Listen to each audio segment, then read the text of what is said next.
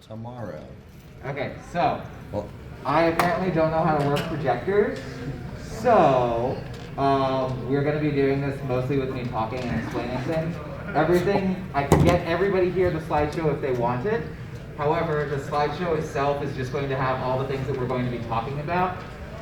So I will say the projector is actually not really that helpful. It's more to keep me on track because I get sidetracked easily.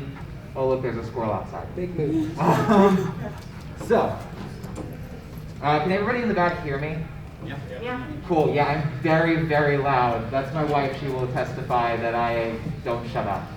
I will too. Okay, so the lights are on the other side. Okay, so a couple of things before we begin. I just want to give out a couple of disclaimers. I am actually a pharmacist. I have a doctorate in pharmacy. It's called a PharmD. That's why my name is Rex, because it's an RX. I know it's a bad pun. I'm also a Furmacist because, but because of that, I am just a pharmacist. I am not a diagnostician. I can't diagnose anybody as having depression or anything like that. I'm just here to help with some post-con depression. We will be touching on actual major depressive disorder just a little bit during this presentation as well. But I can't diagnose you. You come up afterwards, you're like, hey, I've got these symptoms. I can't be like, you're depressed. I might be able to say you're depressed, but I can't say you have depression.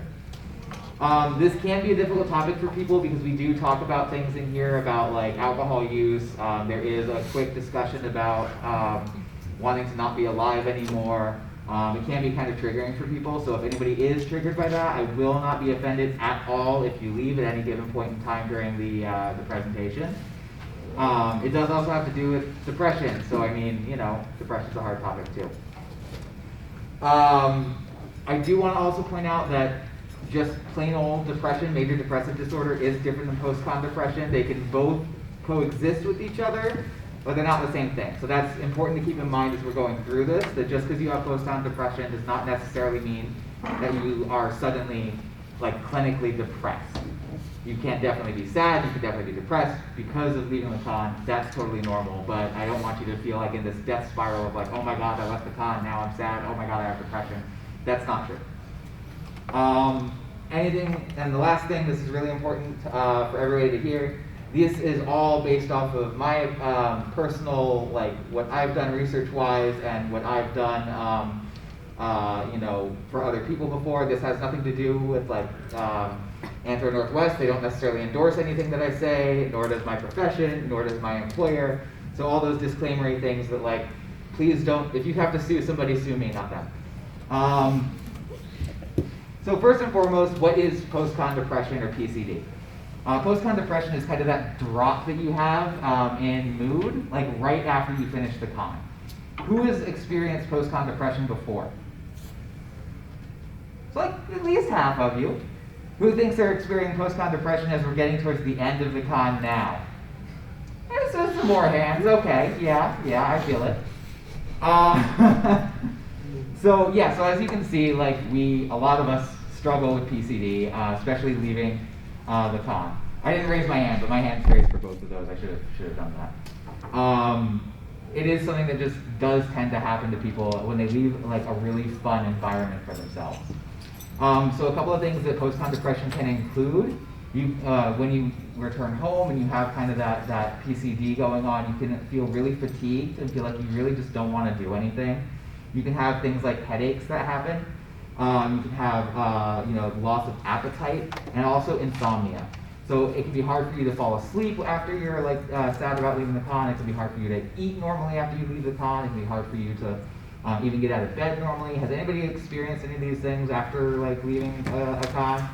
I experience all of that regularly, so. So that is, I can't say it, but that is more like depression. I am diagnosed, so. Same. But so it does take on some of those aspects of clinical depression as well, as you can also have some of these things as a mix and match, if you will, of normal depression as well as post-con depression. They do have very similar symptoms. Now, the other thing that's important to notice with PCD is that it can be present and overlap with other forms of depression. So I have major depressive disorder. I also have what's called cyclothymia. which is where you have like kind of like changing moods that are usually below the state of like normal happiness. But I also get post-con depression. So you can actually live in a bubble of having all three of those things. Just because you're like normally depressed doesn't mean you won't get PCD. And just because like you have depression also doesn't mean you will get PCD. However, they can exist together, which can make things especially difficult for people who do already struggle or do already suffer from having other forms of depression. So just something to kind of keep in mind, especially all of you, I'm sure you've made plenty of friends during this this week. If you do have any friends who do have like depression and you know that at baseline, check in on them, make sure they're doing okay, because I see you nodding, my friend. But it's really helpful for them because this can overlap, and the overlap of the two, as I'm sure you would think, is not exactly fun. It's actually very, very difficult for people. The good thing about post-con depression is that it's usually pretty temporary. Now, some people can experience post-con depression for just a few days. They get back into the work week, and now all of a sudden they're back to normal life or whatever, and they're back at it again. They only had a few days of it. That's great. I'm jealous of them. Then there's a lot of other people who it can take a few weeks to even like a month to really feel like you're out of that funk again. We're going to try to give you a bunch of tools to help you feel less depressed after leaving a con, so that you can get back to that normal happy state and your normal happy wonderful selves even sooner. So what are kind of the causes of post-con depression? The big thing about it isn't necessarily that you become like sad when leaving a con. It's that when you were at the con, your normal, like, let's say your normal serotonin levels are like pretty much like this. They kind of wax and wane, and you're kind of what we call euthymic. You're kind of just like normal feeling. You're not necessarily happy, not necessarily sad. You're just kind of there. When you go to a con, you shoot way up, right? Like everybody here who had a good time at the con so far. That's everybody's hands. Good. If you did not have a good time at the con, I don't know why you're still here. So everybody's here. That's awesome. All of us are having a great time, and it's like that huge high of like, oh my gosh, everything is great right now. I'm seeing all these cute fursuits. I'm meeting my friends. I'm getting to go to the dealer's den and spend way too much money. I'm having a wonderful time here. As soon as we go back to the real world, we're on this big high right up here, right? And this is our normal level. Even if we go back to our normal level, you're having this huge drop in serotonin. So you go from riding this big high to having like normal things again. That's going to make you feel really depressed. Even though you're not necessarily like low on serotonin, you're not necessarily in a depressive state, you're just going from this like huge high right back down. So that's kind of what we believe causes post-con depression. It's the same thing that happens if you guys have ever gone to like Disney World or on a vacation and you have to go home, and on that very last day you're super sad. You were living up here, now you're going back to here. So that's kind of what we think causes post-con depression.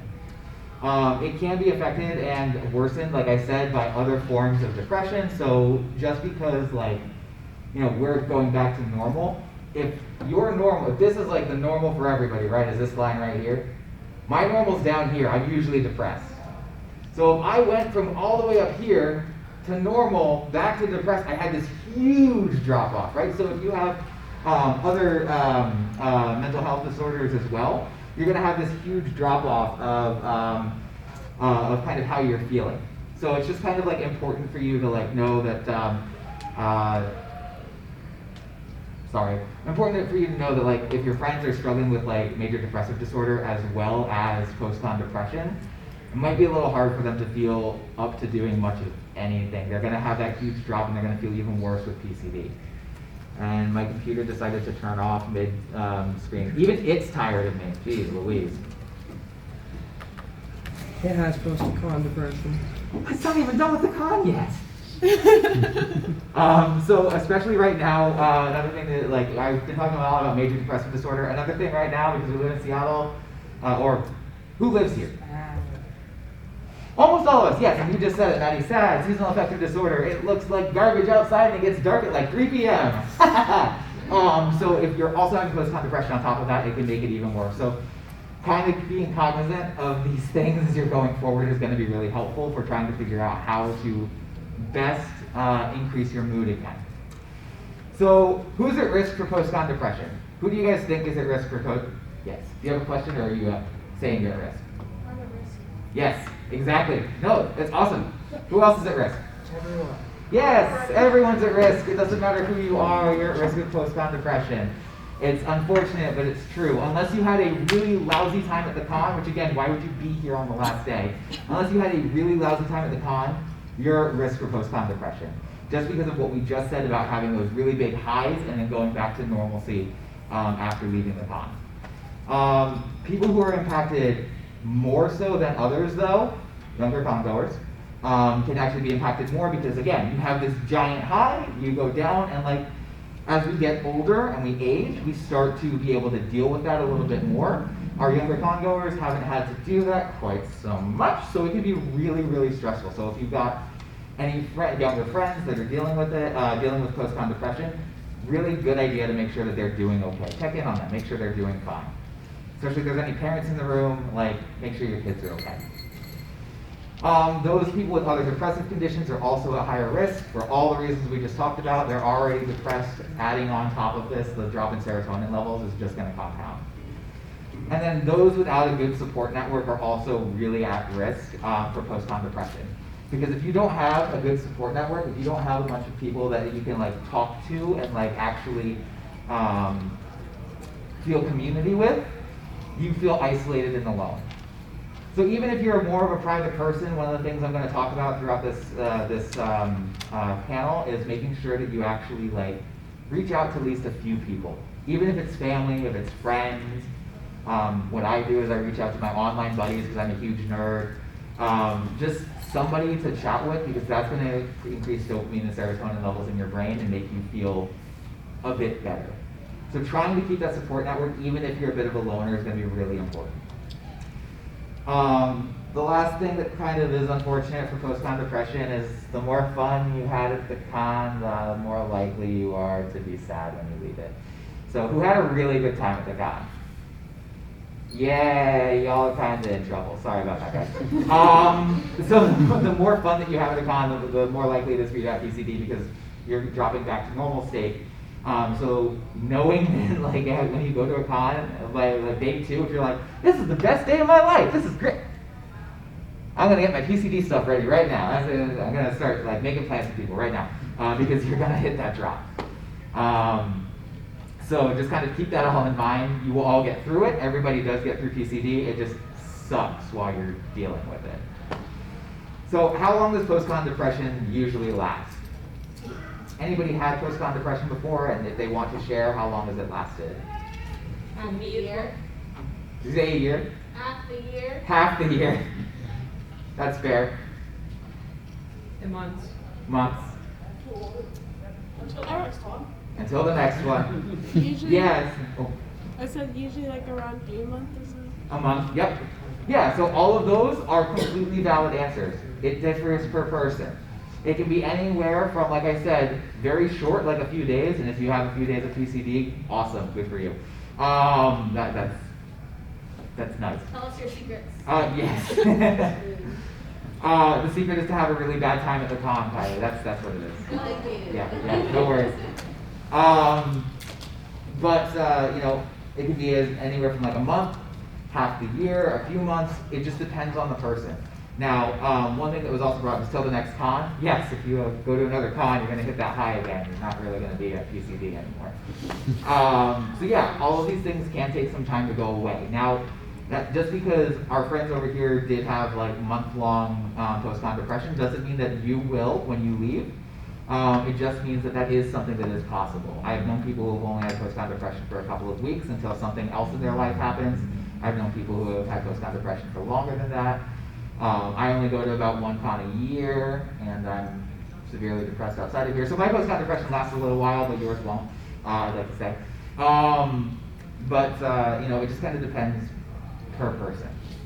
It is, however, like shorter-lived than things like major depressive disorder or other depressive symptoms, because it is something that is caused by this spike in serotonin and then the drop again. It's not something that your brain is constantly doing that's funky. It's just this normal like increase to a decrease, and you having to get back to that normal level. So it is shorter lived than, say, major depressive disorder, bipolar 2, all of those other types of things. So some things that can actually help with post-con depression to reduce like the duration, like you're probably still gonna have it when you leave no matter what, but some things that can help kind of reduce the duration of post-con depression is making sure you're taking care of yourself during the con. If you're not taking care of yourself mentally or physically, you're gonna feel really bad when you go back home, which means that you're not feeling physically well, you're not feeling mentally well, and now you've got this depressive episode from leaving the con. So you wanna make sure that you're taking proper steps to be healthy while you're here. Unfortunately, it is Sunday, so if you have not already done these things, this will only help you for next time. But a couple of things to try to keep in mind to help with PCD now and in the future. You want to make sure that even while you're at the con, maintaining like proper sleep and diet is really important. So I'm not saying that you have to like go out and just eat a salad every day, but like make sure you're eating like 2 meals a day. Proper sleep. We want to make sure that we're actually getting enough sleep. I know that like the raves and stuff are really fun, and then like sometimes we want to get up at like 7 a.m. to go check out on our friends, and then make sure that like we're ready for the first panel of the day. But if you're only getting like 3 or 4 hours of sleep a night, that's really going to affect your mental health, which is then going to make PCD even worse. What is sleep? See, that's not good. I'm worried about your PCD now. I'm in the same boat though. It's that thing when you close your eyes and like so think of it as a protogen rebooting and doing the start sequence. It's kind of what it is. It's nice. I mean, like to call it's not just a con thing. It's mainly because my cats want to sleep in my bed, but also wake me up in the middle of the night to let them out. It's more of a cat thing than anything. My dog does the same thing. She thinks that chewing on my hand is saying I love you at 3 in the morning when I think there's a monster eating my hand. Also, minimizing alcohol consumption, especially after the con. I know that for those of you who are over 21, for my under 21s, you're not hearing this. For those of you who are over 21, like minimizing alcohol consumption is actually a really good thing after the con too. During the con, like you're gonna have fun, I get it. Maybe don't get blackout drunk every single night. That's not gonna be good for your mental or your physical health, which is going to make recovery longer. But especially after the con, you don't want to start taking things that are gonna be really depressive, which alcohol is a depressant, because it's gonna make your recovery a lot longer. So kind of keep that in mind. It's really easy to go, it's a nice anti-anxiety, I'm just gonna drink some alcohol. I've done that too to cope. It doesn't actually work. It feels good for like all of like 15 minutes and then you become even more sad. And if you haven't done that, good, don't try it, it's not worth it. So like minimizing alcohol consumption is really important, especially in the days succeeding the con.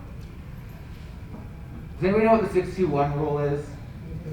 6 hours of sleep, 2 meals, and 1 shower. And what was the last one? 1 shower. 1 shower, exactly. So 6-2-1, this is going to help you in every single convention you go to. 6 hours of sleep a night, at least 6 hours of sleep a night. At least 2 meals a day. You have to have 2 anchor meals. I say breakfast and dinner, whatever works for you. And at least 1 shower a day. All of these things help with your physical and mental health, and they're going to make you still feel like you're still a human being when you go back to the real world, or in our case, fluffy, furry, cute things when we go back to the real world. Those types of things during the con set you up for success after the con.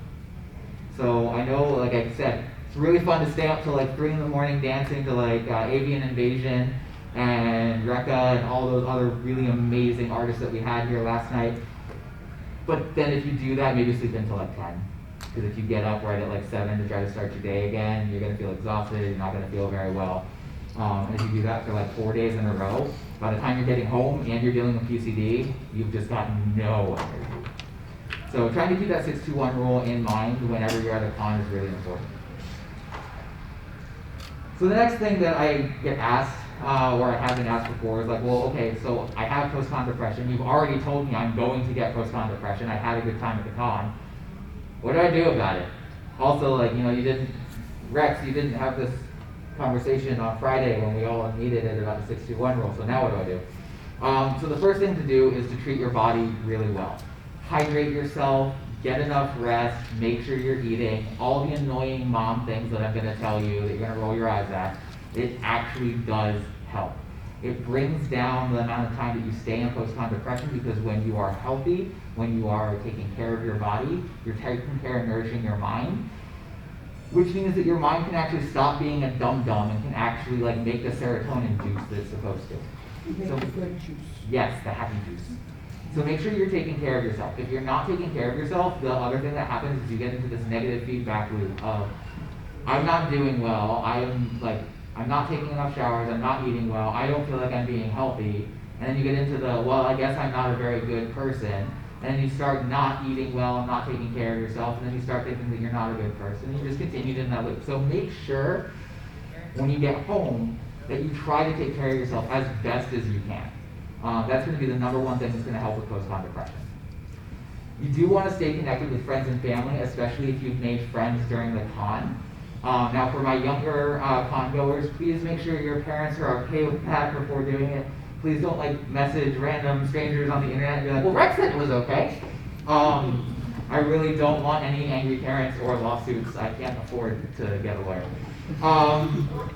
But for my more adult people, still be careful. But talk with the friends that you've made. Like, share your interests, share your hobbies. Have a person to talk with. If you haven't made a bunch of friends that you can like reach out to while you're at the con, which is also totally fine, talk to your family, talk to your friends outside from the con. Make sure you have a support network in some way, shape, or form. That's going to make it so much easier for you to actually be able to recover from feeling like depressed that you're no longer at the con, where you've got all these awesome people around you right now. You want to still continue to do your hobbies. When you get done at a con, you always have that time where you just don't really want to do anything. How many people here have a hobby that they like to do outside of the convention? Fruit making, or like video gaming, or I don't know, spray painting graffiti of like animals on things, whatever gets you happy.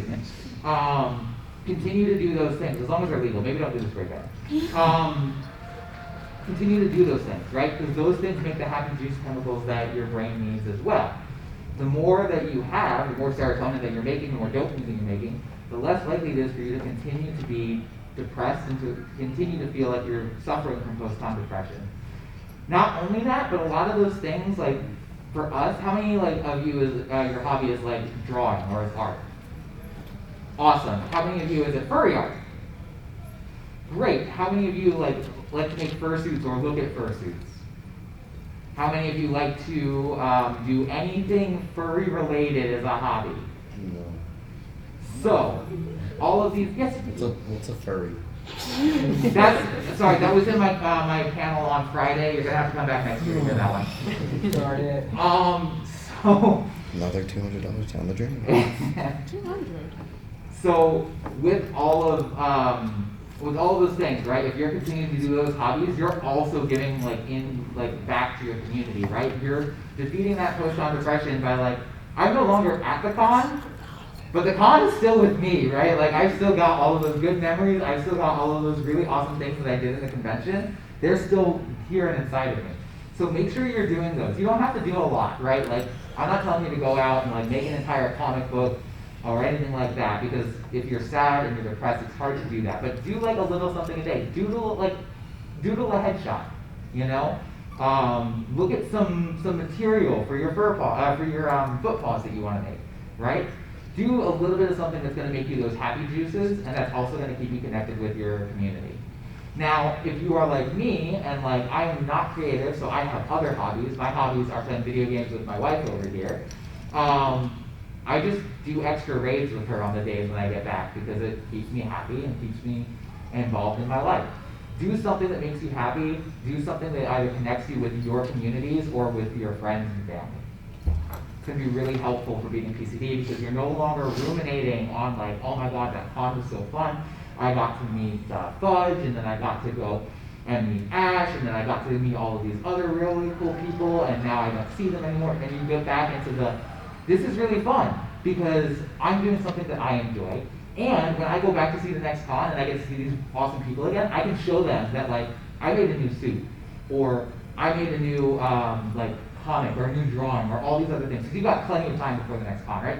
You can do all of these really cool things in that time and be really excited to show your friends. So keep doing your hobbies, and for us, We can show them that we leveled up in our game, and then they can all just call us nerds. But like, do those things that like are going to make you happy, but also that you can like share with others and be like, this is so cool. And then the other thing that helps with PCD, and I'm sure many of you who have gone to conventions and gotten hooked on them have done this, start planning for your next one because it's really fun to plan for a convention. So even if your next convention isn't for like 2 or 3 years, like what do you want to do when you go? Like I know for me, I only go to 1 convention a year if that, but every time I'm getting ready to go, I like think about like this panel and what can I change, what can I do different, what can I say different? What do I want to meet up with my friends for? What do I want to actually do? All of those things are really fun because it gets you excited for the future. And it gets you wanting to continue to the future. So those are also really good things to do. For treating your body well, we're going, oh yes, sorry. Oh, yeah, I had a question about your previous point, like trying to connect with friends or community members to like get your mind off of it. So one of the things that I've noticed is like when I'm in that state where it's like I'm feeling bad, I know that if I do something, that as soon as I start doing it and get my mind off it, I'll feel better. Right. But just taking that first step to like actually start doing it is so hard because it's so easy to just want to lay there and do nothing and feel sad. So what are some tips or strategies that you found to help take that first step and kind of get back into the swing of things? Thank you for asking that. That is a wonderful question. So one of the things that I've found, a lot of times when we think about getting back into the swing of things, we're thinking about like going back out there and like, I'm gonna go play a raid with my friends again, or I'm gonna go and play D&D with my friends, or I'm gonna go and like fursuit with my friends in the park. Those are huge things to do when you're stressed and when you're sad, right? You don't necessarily need to do the big things again. Yes, you're gonna get back up to them. Yes, they're a lot of fun, and yes, if you can get yourself like motivated to do them, it's gonna be great. But start with something small. It doesn't even need to be like something huge. It can just be like opening Telegram. You can be in your bed, laying in your bed, and like not doing anything, and open Telegram message or Discord or what do the kids use these days? I don't know. I'm old. I'm a boomer. Snapchat. Snapchat. There we go. Yeah. Any of those types of things, right? If you're like old like me, Facebook Messenger. Like open it and talk to a friend, especially one that you've like met at the con or that you've met that has made you happy during your time talking with them. Just chat with them. See what's going on in their life. They'll see what's going on in your life, and then that gives you a little bit of like I got a little bit of a dopamine kind of tingle going on there. Oh, now I feel like I can get out of bed.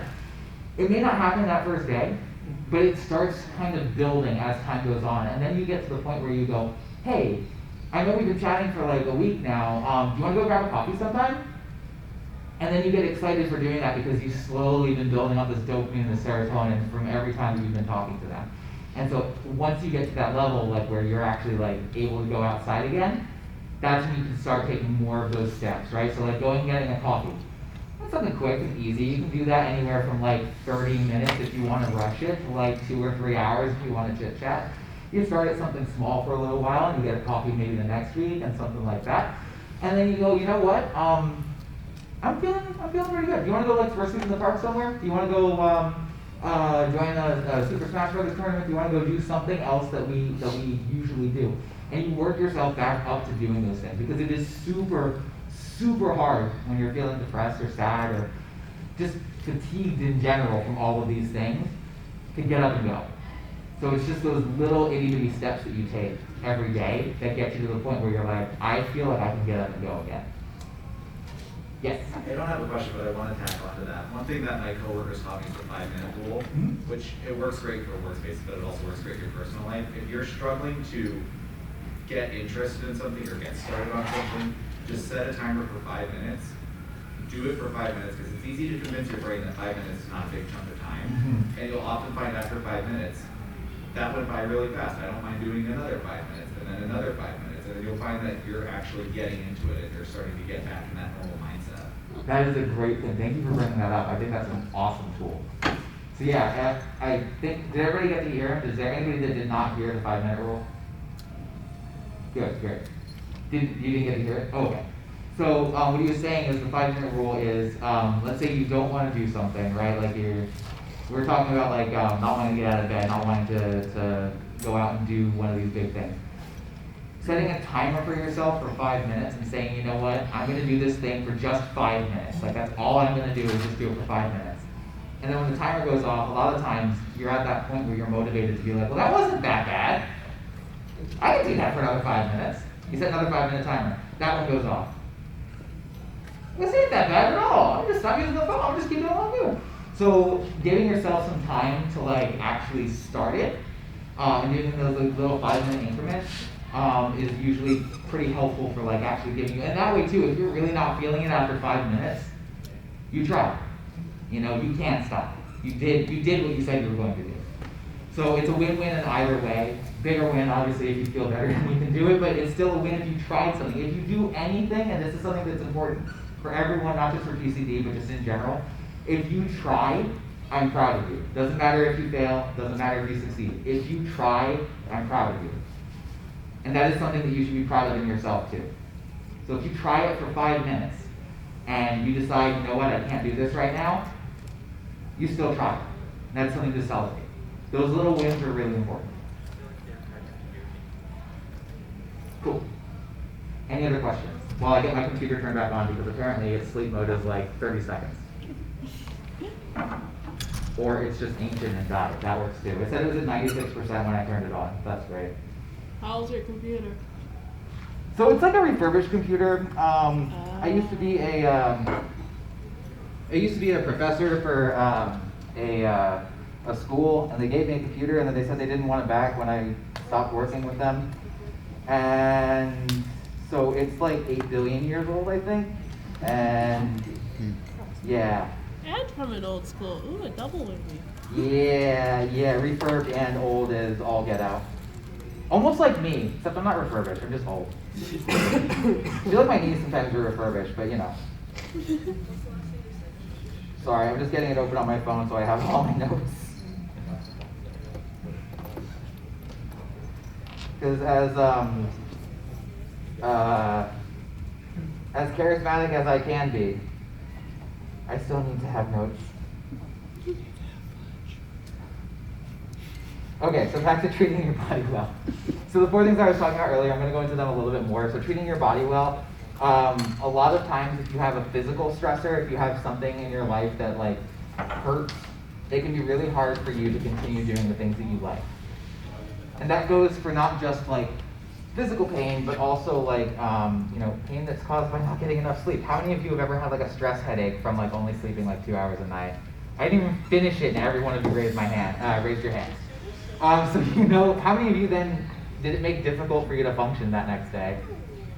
Yeah. So as you are probably painfully aware, making sure that you have less physical stressors in your body are going to be really important for you to get over your postpartum depression quicker. Because when you do have those things that are limiting you, you don't want to actually do anything. You want to just sit in bed, you want to veg, take some Tylenol, some ibuprofen, and just like sit there. And when you sit there by yourself and alone in your room, when you're sad, do you get happy again? No. No, not really. Do you get even sadder?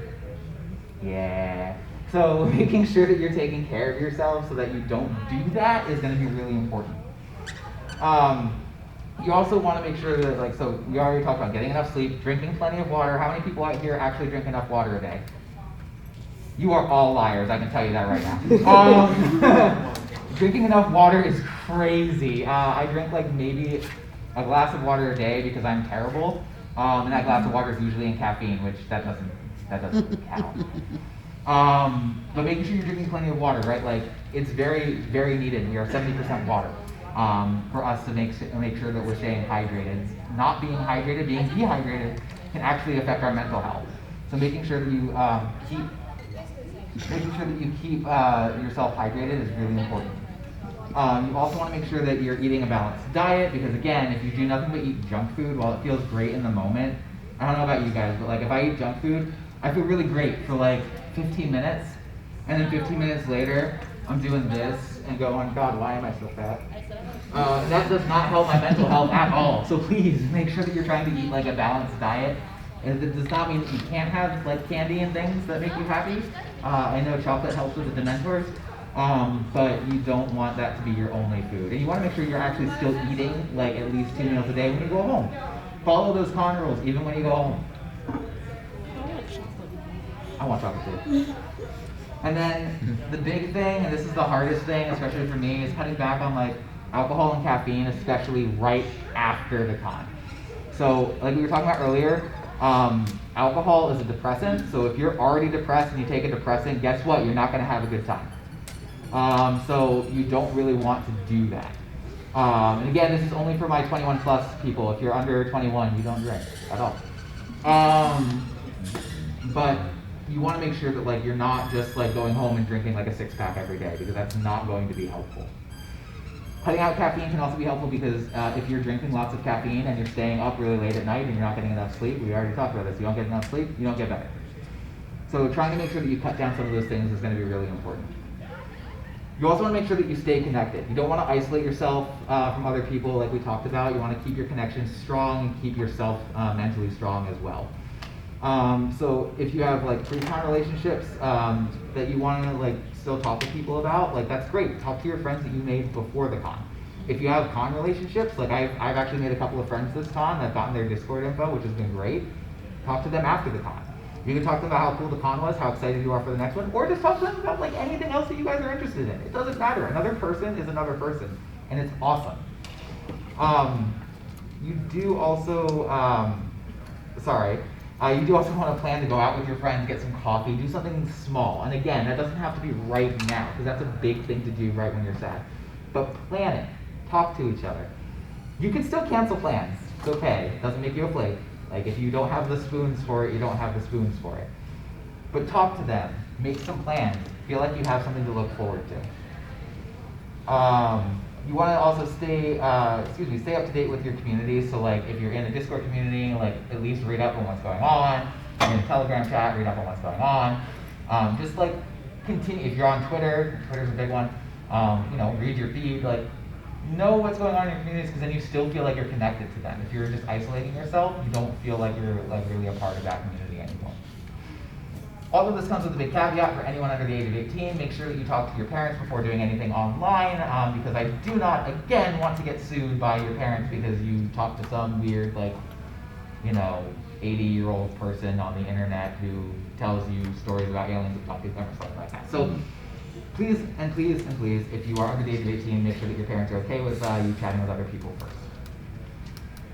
Make sure to continue pursuing your hobbies, because as we all know, or hopefully we all know, being furry is only one part of making us awesome, right? Like you have so many other amazing qualities within yourself aside from just that. So don't just like limit yourself to just that one hobby. Continue doing whatever makes you happy. For me, that's video games. I still like, trying to make fursuits and stuff like that. I'm awful. You will see all of the seams in the stitching. It's very bad. But I still enjoy it, right? So I still do things that make me happy. It's really important to continue like being happy in some way, shape, or form in order to get over post-con depression. The easiest way to do that, find something that before the con you really liked. Or find a hobby that you liked during the con that you think would be really cool to like start doing, and take little steps to do that. You can pursue different hobbies, like not just in the fandom, but also outside of the fandom. So things like drawing, sports, gaming, writing, any of those types of things, reading, any of those types of things are going to be great. I can't do the last two because I'm illiterate, but I mean, everybody else probably can. You also want Fudge is also like, you can't read with Fudge, his eyes are good. They're bulging out of his head. You can also plan for your next convention, so it gives you something to look forward to, something to kind of count down the days to. It's really exciting. So plan like, what do you want to do? What do you want to see? Was there anybody that you didn't get to see here this year that you want to see at Anthro Northwest next year? Like, Telephone was here this year. How many people did not get a chance to see Telephone? Oh wait, I was about to ask. Oh yeah. Who's Telephone? Oh, Telephone is an extremely popular Dutch Angel Dragon. They're the creator of the DVDs, Yes. right? Yeah. Yes. All right. Cool. Can I ask another stupid question? What's a Dutch Angel Dragon? I will show you after. Oh, actually, there we go. Oh. Yeah, I can also show you after, because like I'd have to pull it up, because Dutchies are like super cute and I love them, but like I don't see enough of them to be able to explain that question. I can help Yeah. Oh, do you also have a Dutchie? Yes, you do. More Dutchy. So, Oh, okay. super adorable closed species. And I do want to point out that none of that is stupid, because if you don't know, you don't know. That what would be stupid is not asking. So you did the right thing. Open A lot of them species. go around chirping. Yes, if you hear the squeakers out in the pond, like 90% of the time it's a Dutchie. Alright. I heard a squeak over here when I said I that. have a mouse squeaker if you want to. You have a mouse squeaker that we said? Yeah, I have a mouse squeaker if they want to hear it. Yeah, please, that'd be awesome. Alright.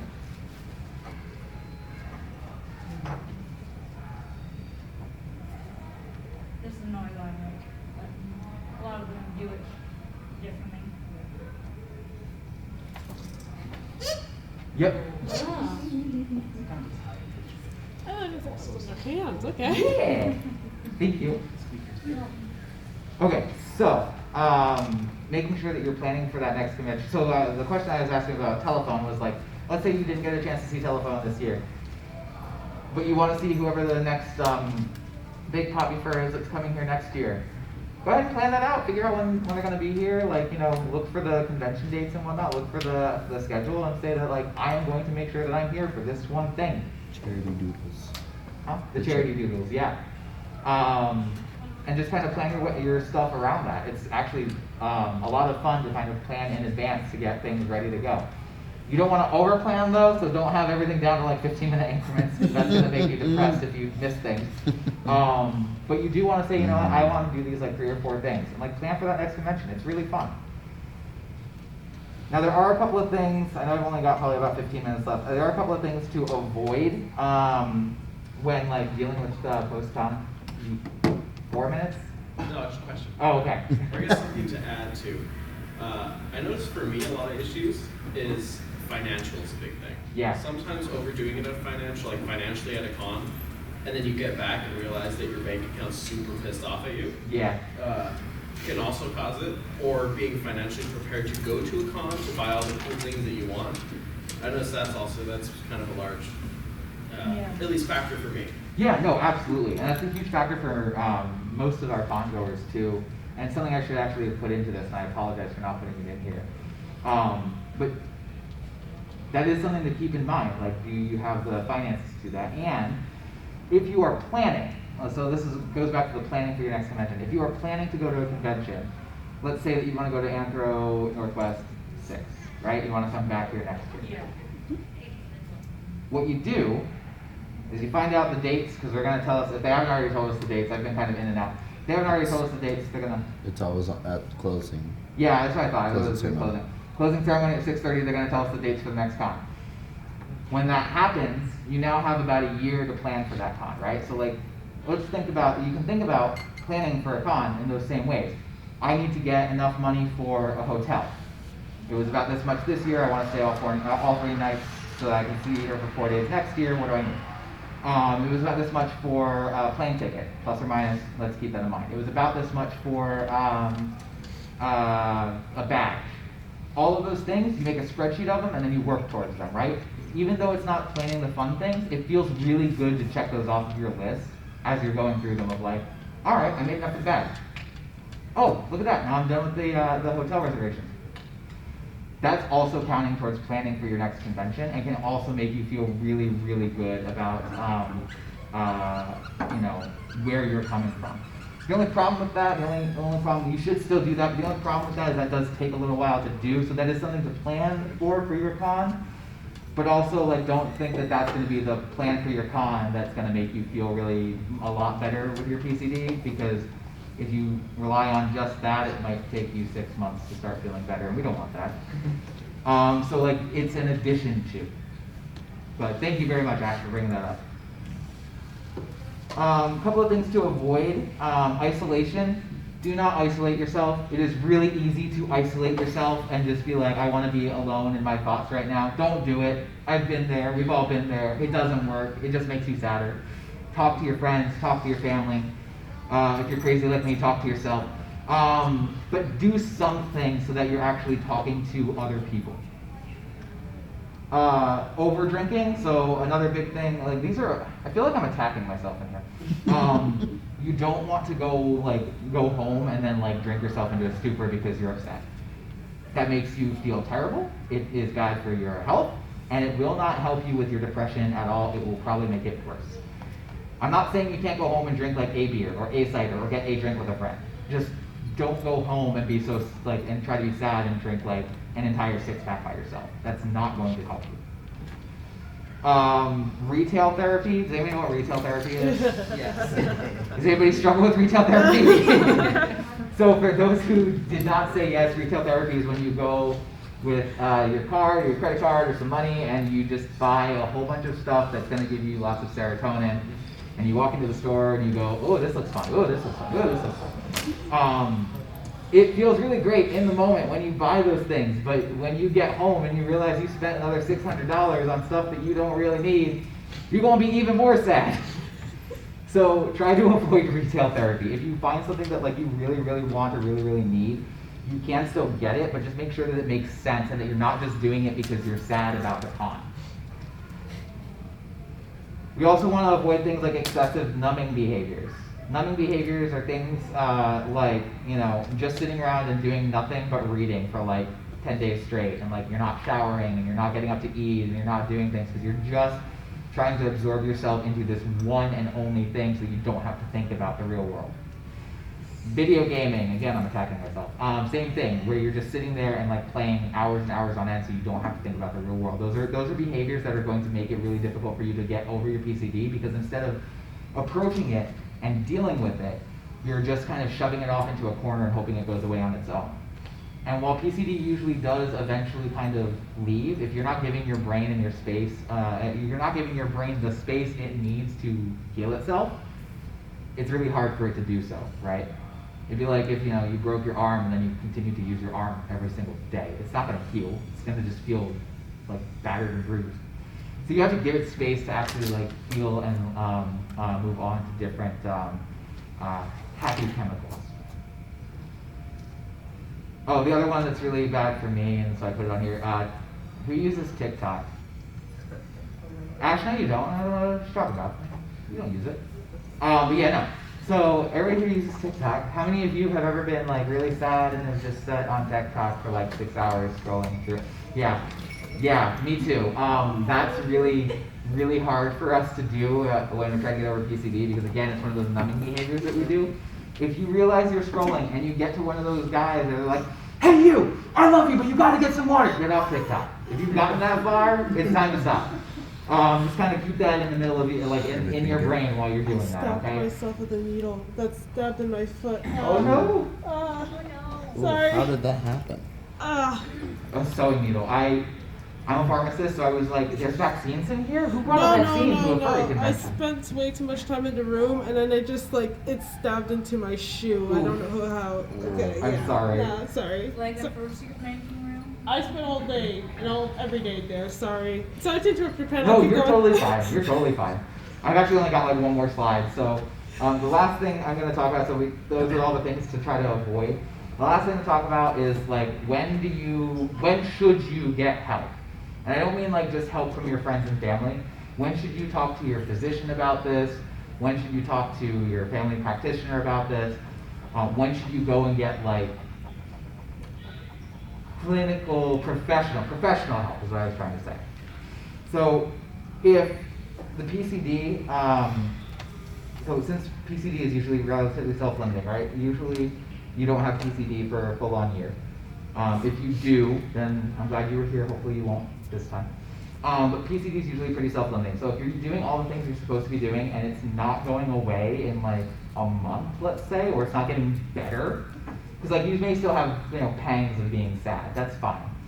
But if you're still like feeling sad every single day, despite like I've gotten out of bed, I met with my friends, I'm doing my hobbies, I'm eating the right meals, I'm getting enough sleep, you might have like actual major depressive disorder, not just like post-con depression, and that's something that you need a physician to diagnose and treat. That way you can actually start to feel better again. So if you're like doing this for like a month and you're still not feeling good, maybe schedule that annual physical that you've put off for all of COVID and talk to your doctor about how you're feeling. You do also want to get help if PCD is like majorly affecting your daily functioning. If you are so depressed that you cannot get out of bed despite trying over and over again, you've tried the little things of like messaging people and trying to work up to it, but you are so depressed that you literally can't get out of bed, so depressed that you literally like can't take a shower once a week. If you're at that point, you need help. And I don't mean that in a negative way, you need somebody who can help you. If that happens, you do want to talk to a doctor. Sometimes when these things happen, we can actually treat them like major depressive disorder for, a month or two, help your brain make the happy chemicals until you can start making them yourself, and then wean you off of those antidepressants and things like that, and then you go back to your normal life. That is not something to do for just PCD. That is only to do if you have like extreme post-con depression that is affecting like daily functioning.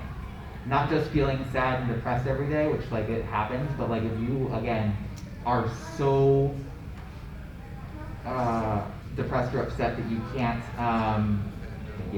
so depressed or upset that you can't actually get out of bed, we do want to make sure that like you are getting help for that. Lastly, and this is where I said things are a little triggering sometimes, the last place that you want to get help for is if you ever you get done with the con or in any other aspect of your life and you suddenly wish that you were no longer alive anymore, please get help.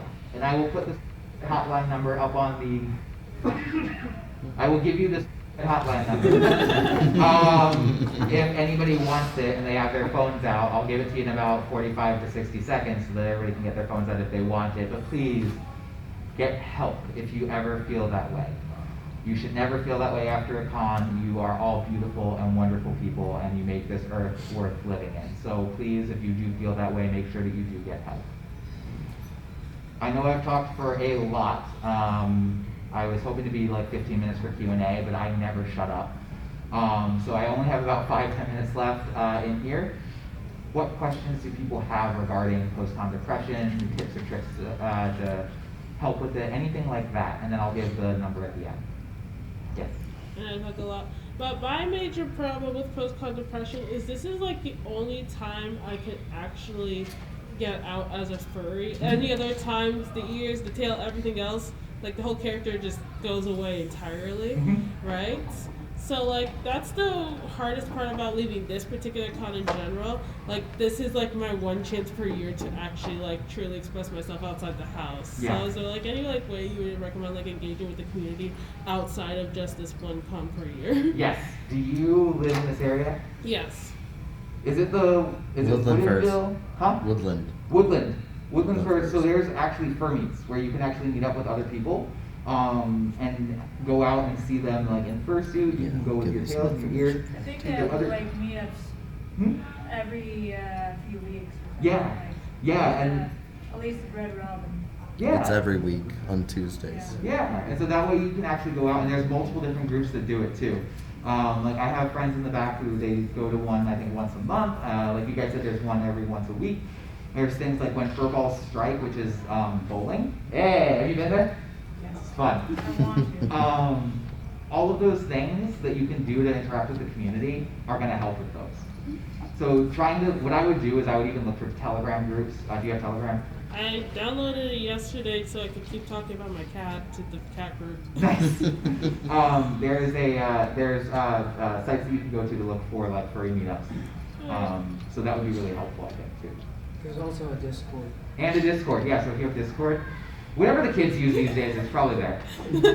Yes, my friend. How do I know about post-con depression? So that is a great question. The way that here's what I would say to this, because again, I'm not a diagnostician. I can't diagnose anybody with post-con depression. But here's what I can realize when I do post-con depression. If you see that your energy levels are lower than they usually are, right? Like let's say that you usually are up out of bed, you go to school, and then like when you come home, you like to play video games for like 3 hours, whatever it is, right?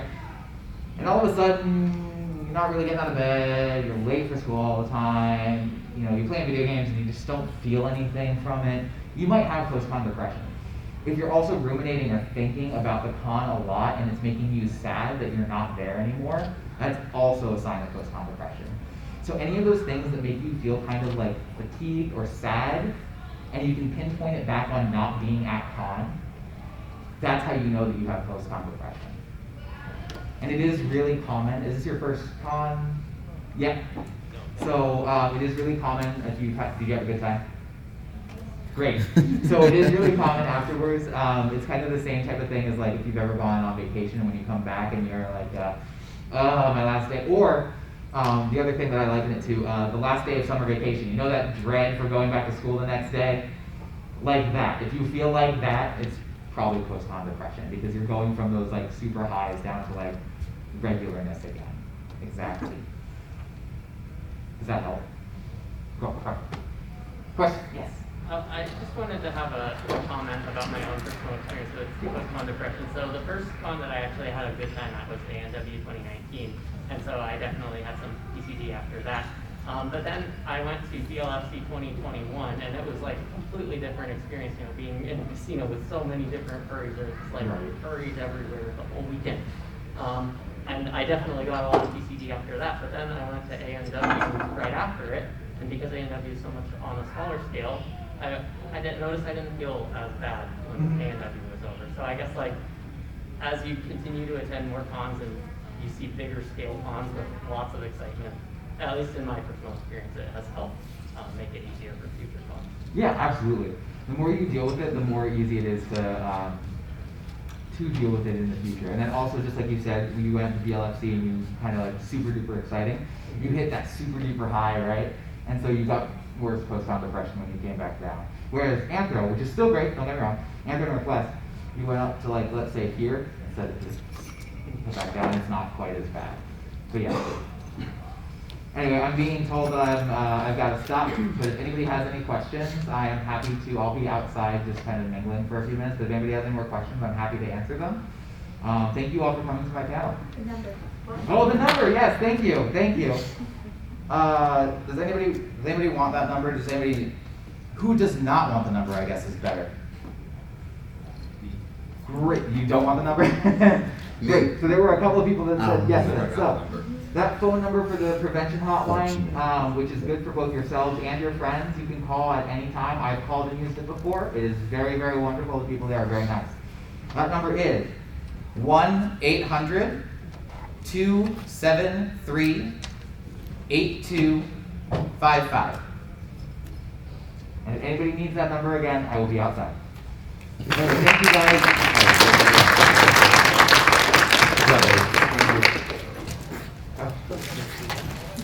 Good talk. I was really caught off guard. Like I said, I didn't even know there was a needle. Yeah, no, I was just like, whoa. As soon as I looked down, I was like, They end up everywhere. And I don't really use the needle that much. It just is clips. I was just like, oh my gosh. Because I saw a bunch of needles on Friday night. I was just like, okay, these need to be over here because somebody's going to step on them. So you guys are Dutch Angel Dragons, not just regular dragons. Yeah, I'm a Dutch Angel Dragon. Oh, So I'm a okay. fluffy little boy. Yeah, most Dutch Angel Dragons have like white eyes, which because they're supposed to be blind. But people are just like, no, I want them to have pupils and. Well, that's the thing about the preferred community. You can make it whatever you want. Well, some species are closed. Dutch Angel Dragons, as Rex misinformed, it is not a closed species. So you can make your own Dutchie, but you cannot. The only thing is you cannot have the white ring around the nose. Ah. Yeah, so that is Telephone's signature mark, and she can only have that because she made them off of the horses she had on her ranch, and one of her favorite horses had a white ring around her nose. Well, yeah. Okay, cool, perfect. I will do it. All that fun stuff. Otherwise, ADD brain will forget. I guess I'll plan on what room to go to, but and also to plan Thank you so for. much. I really appreciate it. I'll see you at a couple of the. Let's go, Chris.